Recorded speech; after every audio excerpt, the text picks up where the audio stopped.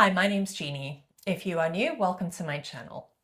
When you have cancer, food becomes this mental tug of war.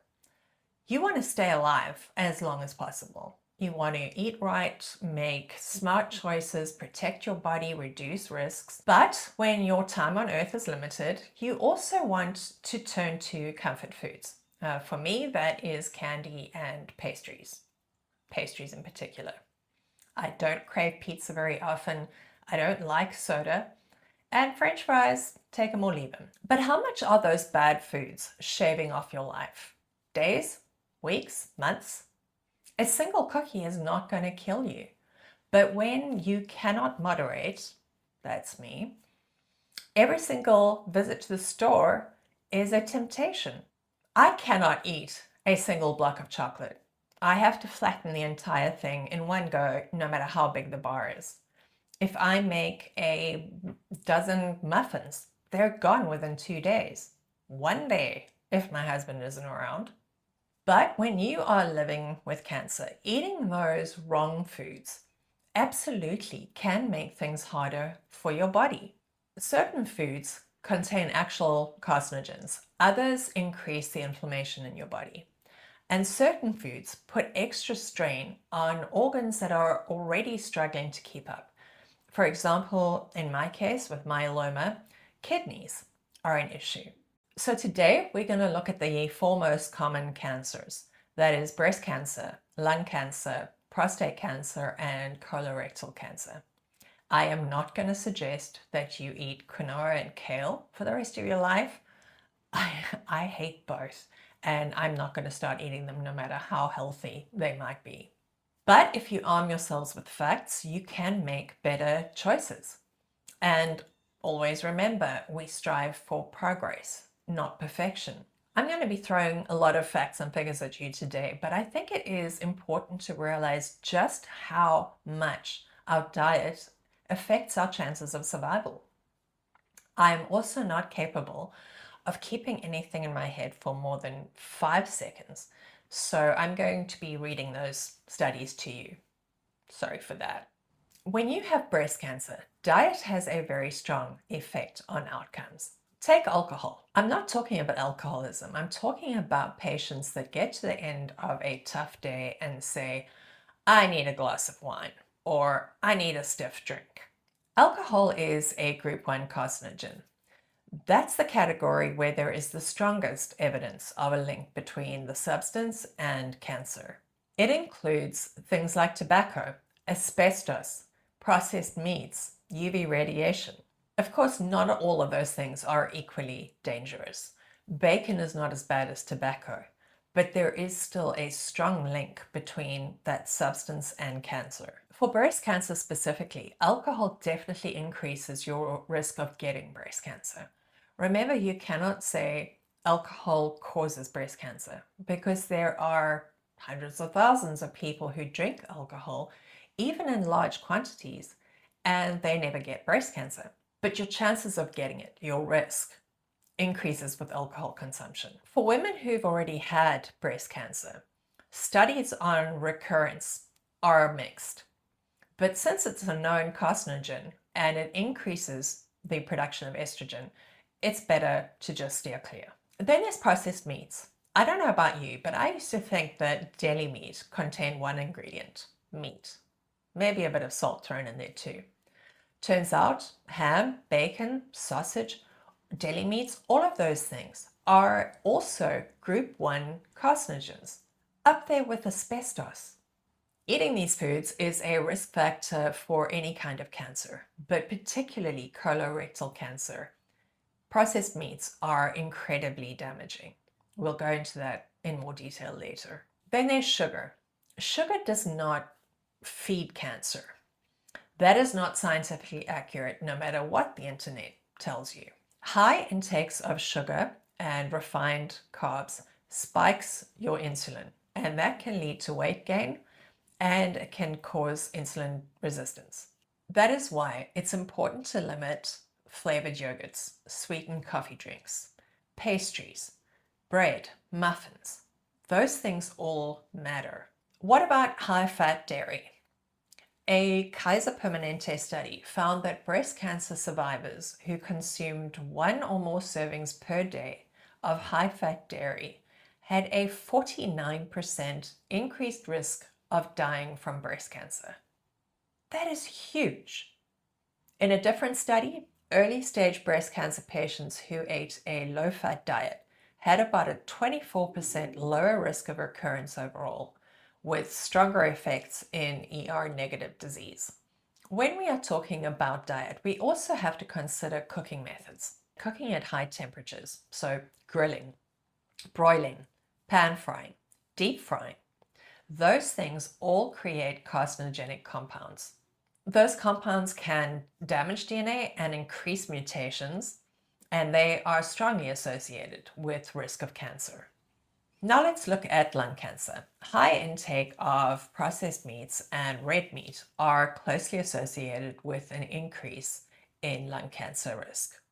If you have lung cancer, you should avoid alcohol because it can irritate your throat, your mouth, your esophageal tissues, especially if you have been treated with chemo. For lung cancer, cooking methods is even more important.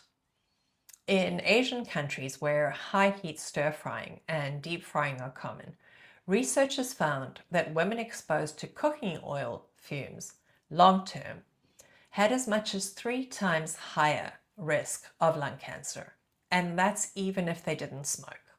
Risk was higher when oil was heated until smoky before food was added, people stir-fried or deep-fried frequently, and people that didn't use a fume hood or cooked in poorly ventilated areas. Of course, that doesn't mean you can never have stir-fry again. It means that decades of cooking in poorly ventilated kitchens, especially on high heat, is a problem. Then there's colorectal cancer. This is the type of cancer where food choices move the needle more than other cancers. All of the things that we talked about earlier, alcohol, sugar, refined carbs, those things matter. But more specific to colon cancer, one study showed that people with the highest intake of red meat had as much as a 30% increase in their risk for developing colon cancer. And those with the highest intake of processed meat had about a 40% increased risk. That's massive. What if you already have colorectal cancer?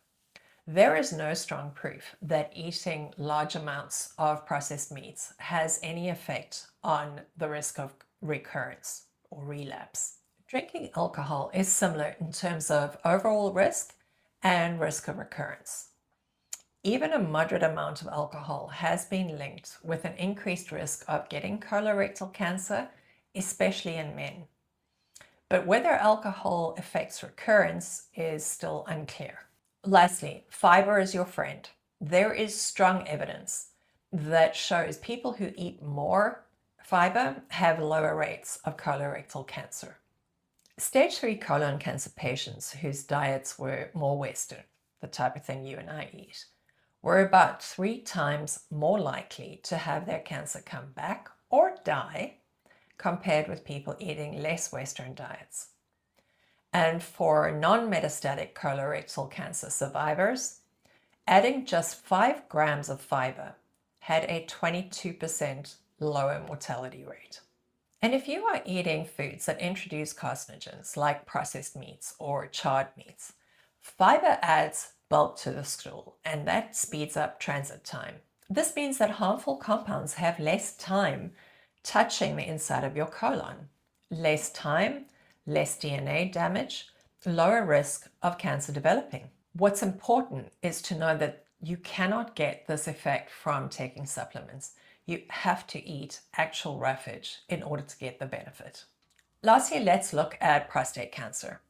There is a common assumption that prostate cancer isn't as serious as other cancers, and that's because a large number of cases do involve low-grade, slow-developing cancer. It is a misconception fueled by the fact that a lot of men who have prostate cancer don't die. In fact, the 5-year relative survival rate is 97.5%. But that's of little comfort to the 2.5%.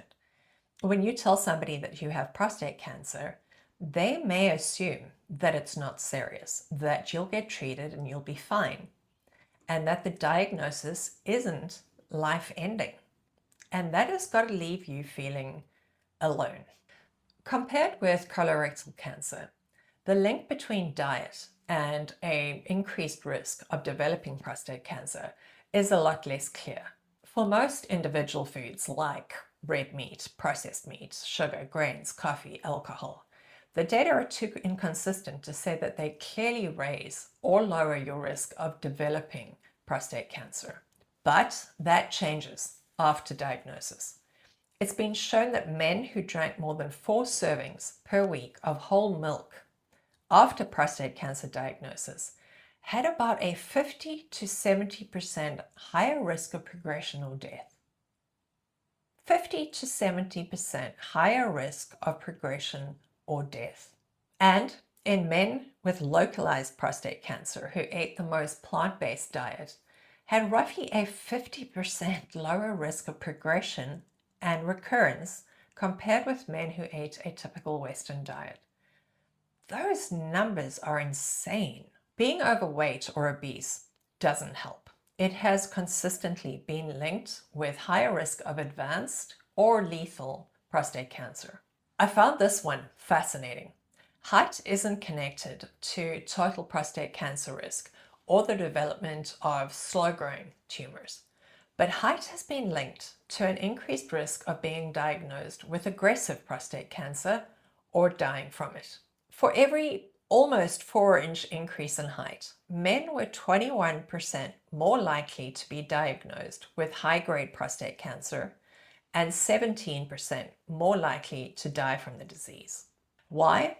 Well, men who grow taller tend to have higher lifetime exposure to growth hormones, and those growth hormones also make prostate tumors more aggressive. And taller men generally have larger prostates. Larger prostates have more epithelial cells. More cells dividing means more opportunities for DNA damage, for mutations, and for tumor progression. So, to recap, food is not going to cure your cancer. And likewise, the wrong types of food are not going to kill you instantly. But over a long period of time, months, years, patterns of eating can make it easier or harder for your body to fight cancer. I have yet to find anything that stops my craving for sugar. So I still have that tug of war going on in my brain, that temptation where I ask myself, should I indulge or should I not? What I try to do is focus on what I can have rather than what I can't have, but I don't actually succeed very often. But that's okay. Being informed doesn't mean being perfect. It doesn't mean that you have to eat boiled cabbage for the rest of your life. It doesn't mean that you're suddenly going to wake up desperately craving kale. All it means is that you know what the stakes are. So give your body the tools it needs. Eat with awareness. Choose with intention. That is all I have for you today. Please like, subscribe, leave a comment, and I will see you in the next one.